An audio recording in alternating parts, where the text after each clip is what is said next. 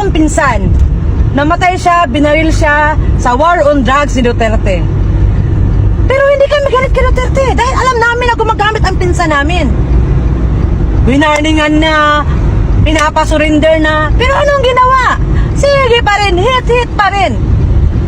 Masisisi mo ba yun si Duterte? Mahal niya Pilipinas eh. Mahal niya. Kaya siya nasa kalagayan niya ngayon na ganyan. Dahil mahal niya ang Pilipinas. Ako sa totoo lang, may mga kapatid talaga akong mga drug addict. Ilang beses nang nakulong. Grabe. Sa totoo lang, yung lupa namin bininta para mapiyansahan siya sa kulungan. After 3 months, nakalabas siya. Nabinta yung lupa namin. Pagkalabas niya, after 6 months, nakulong ulit siya. Ilang beses siyang nakulong. 3 at hanggang ngayon nasa kulungan siya. Hanggang ngayon nasa kulungan.